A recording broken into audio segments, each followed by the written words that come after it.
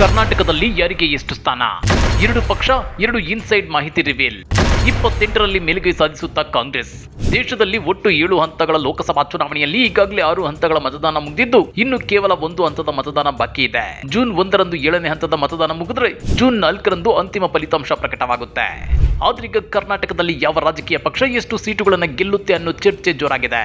ಅದರಲ್ಲೂ ಕಾಂಗ್ರೆಸ್ ಮತ್ತು ಬಿಜೆಪಿ ಪಕ್ಷಗಳ ಆಂತರಿಕ ವರದಿ ಸಾಕಷ್ಟು ಕುತೂಹಲ ಕೆರಳಿಸ್ತಿದೆ. ಹಾಗಾದ್ರೆ 2 ಪಕ್ಷ, 2 ಇನ್ಸೈಡ್ ಸೀಕ್ರೆಟ್ಸ್ ಏನು? 28 ಎಂಪಿ ಸೀಟುಗಳ ಪೈಕಿ ಯಾವ ಪಕ್ಷ ಮೇಲುಗೈ ಸಾಧಿಸುತ್ತೆ ಗೊತ್ತಾ? ಅದನ್ನ ಡೀಟೇಲ್ ಆಗಿ ತೋರಿಸ್ತೀವಿ.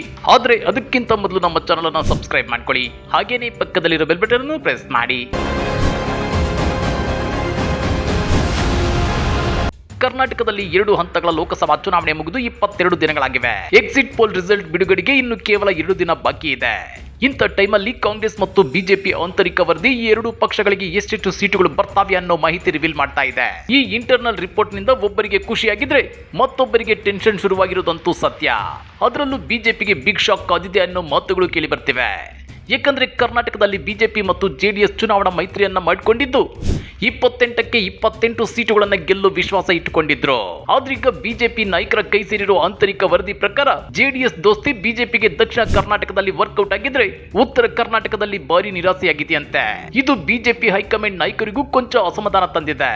ಆಂತರಿಕ ವರದಿ ಪ್ರಕಾರ ಕರ್ನಾಟಕದಲ್ಲಿ ಆಡಳಿತಾರೂಢ ಕಾಂಗ್ರೆಸ್ಗಿಂತ ಹೆಚ್ಚು ಸ್ಥಾನಗಳನ್ನು ಗೆಲ್ಲುವ ವಿಶ್ವಾಸದಲ್ಲಿ ಬಿಜೆಪಿಯ ನಾಯಕರಿದ್ದಾರೆ.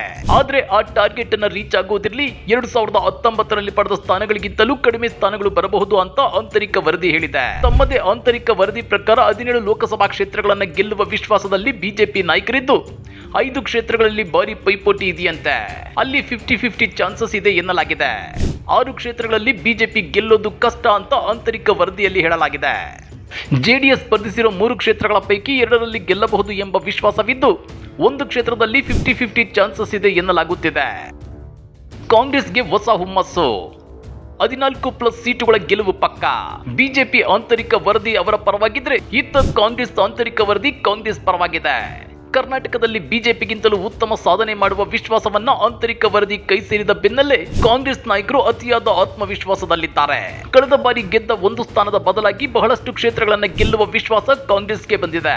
ಈ ಸಲದ ಲೋಕಸಭಾ ಚುನಾವಣೆಯಲ್ಲಿ ಕರ್ನಾಟಕದಲ್ಲಿ ಕಾಂಗ್ರೆಸ್ 14ಕ್ಕೂ ಹೆಚ್ಚು ಕ್ಷೇತ್ರಗಳನ್ನು ಗೆಲ್ಲಬಹುದು ಅಂತೇಳಿದೆ. ಇದು ದಿಲ್ಲಿ ಕಾಂಗ್ರೆಸ್ ನಾಯಕರ ಹುಮ್ಮಸ್ಸನ್ನ ಹೆಚ್ಚಿಸಿದೆ. ಮೊದಲ ಹಂತದ 14 ಲೋಕಸಭಾ ಕ್ಷೇತ್ರಗಳಲ್ಲಿ 6, ಎರಡನೇ ಹಂತದ 14 ಲೋಕಸಭಾ ಕ್ಷೇತ್ರಗಳಲ್ಲಿ 8 ಕ್ಷೇತ್ರಗಳನ್ನು ಗೆಲ್ಲಬಹುದು ಎಂಬ ಅಂಶ ಕಾಂಗ್ರೆಸ್ನ ಆಂತರಿಕ ವರದಿಯಲ್ಲಿದೆ. ತಳಹಂತದಲ್ಲಿ ಬೂತ್ ಏಜೆಂಟ್ಗಳು, ಕಾರ್ಯಕರ್ತರು ಕೊಟ್ಟಿರೋ ಅಂಕಿಅಂಶಗಳು ವಾಸ್ತವಕ್ಕೆ ಹತ್ತಿರವಾಗಿರುತ್ತವೆ ಅನ್ನೋ ವಿಶ್ವಾಸದಲ್ಲಿ ಕಾಂಗ್ರೆಸ್ ನಾಯಕರಿದ್ದಾರೆ. 14 ಕ್ಷೇತ್ರಗಳಿಗಿಂತಲೂ ಹೆಚ್ಚು ಕ್ಷೇತ್ರಗಳಲ್ಲಿ ಕಾಂಗ್ರೆಸ್ ಪಕ್ಷದ ಅಭ್ಯರ್ಥಿಗಳು ಗೆಲ್ಲಬಹುದು ಎಂಬ ನಿರೀಕ್ಷೆಯಲ್ಲಿ ಸಿಎಂ ಸಿದ್ದರಾಮಯ್ಯ ಹಾಗೂ ಡಿಸಿಎಂ ಡಿಕೆ ಶಿವಕುಮಾರ್ ಇದ್ದಾರೆ.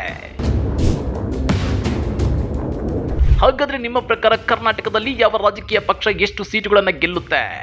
ಕಮೆಂಟ್ ಮಾಡಿ, ವಿಡಿಯೋ ಲೈಕ್ ಮಾಡಿ, ಶೇರ್ ಮಾಡಿ. ಇಂಥ ಮತ್ತಷ್ಟು ರೋಚಕ ರಾಜಕೀಯ ಸುದ್ದಿಗಳನ್ನು ಮಿಸ್ ಮಾಡದೆ ನೋಡಬೇಕು ಅಂದ್ರೆ ನಮ್ಮ ಯೂಟ್ಯೂಬ್ ಚಾನಲ್ ಅನ್ನು ಸಬ್ಸ್ಕ್ರೈಬ್ ಮಾಡ್ಕೊಳ್ಳಿ.